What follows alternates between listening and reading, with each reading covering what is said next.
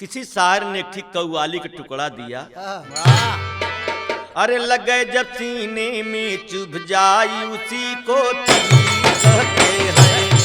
जब सीने में चुभ जाए उसी को तीर कहते हैं। लगे जब सीने में चुभ जाए उसी को तीर कहते हैं। लगे जब सीने में, हाँ लगे जब सीने में, लगे जब सीने में चुभ जाए उसी को तीर कहते हैं। लगे जब सीने में चुभ जाए उसी को तीर कहते हैं। लगे जब सीने में चुभ जाए उसी को तीर कहते हैं।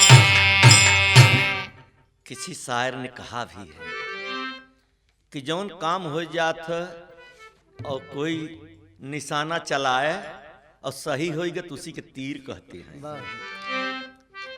लगे जब सीने में चुभ जाए उसी को तीर कहते हैं। और वक्त पर जो आवत काम उसे शमशीर कहते हैं। वक्त पर जो आवा था काम उसे शमशीर कहते हैं। वक्त पर जो आवा था काम उसे शमशीर कहते हैं। वक्त पर जो आवा था काम उसे शमशीर कहते हैं। वक्त पर जो वक्त पर हाय हाय हाँ हाँ हाँ हाँ वक्त पर जो आता है, वक्त पर जो, हाँ वक्त पर जो आता है यार उसे शमशीर कहते हैं। वक्त पर जो आवा था काम उसे शमशीर कहते हैं। वक्त पर जो आवा था काम उसे शमशीर कहते हैं। उसे शमशीर कहते उसी को तीर कहते हैं। आगे तो फिर कहा वक्त पर यार जो काम आता है उसको शमशीर कहते हैं। और चुरई जब दूध में, हाँ चुरई जब दूध में, अरे चुरई जब दूध में चावल उसी को खीर कहते हैं। जब दूध में चावल उसी को खीर कहते हैं। जब दूध में चावल उसी को खीर कहते हैं। जब दूध में चावल उसी को खीर कहते हैं। अरे चुरई जब दूध में चावल दरना नरना नरना नरना नरना नरना ना ओ जी अरे हाँ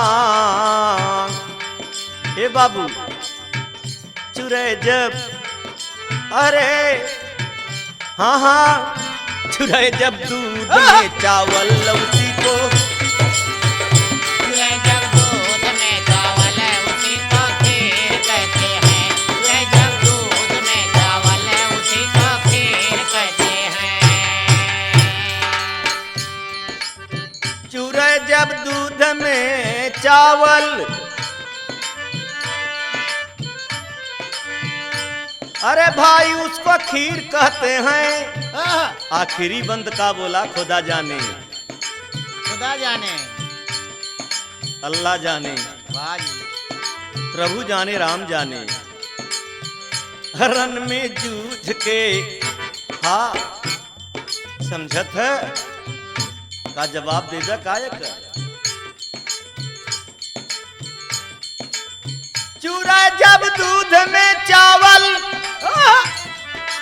उसी को खीर कहते हैं। लेकिन रन में जूझ के मर जाए उसी को वीर कहते हैं। रन में जूझ के मर जाए उसी को वीर कहते हैं। रन में जूझ के मर जाए उसी को वीर कहते हैं। रन में जूझ के मर जाए उसी को वीर कहते हैं।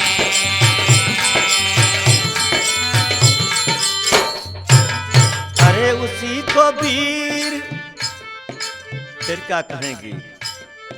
अरे उसी को वीर सरगम पदनी सा संधा पा मगरे सा गाथा कैलाश जात के यही कहते हैं। गाथा कैलाश जात के अहीर कहते हैं। गाथा कैलाश जात के अहीर कहते हैं। अरे दुनिया वाले किसी ने पूछा क्या हो हमका यह हीर मारने वाला हीर। जब कन्हैया ने मारा काली नाग को मारा, आई माने सांप मारे मारे हीर। अरे भाई कहता कैलाश दात तो गीतों में ये कहता ओ यही कहते हैं। दात तो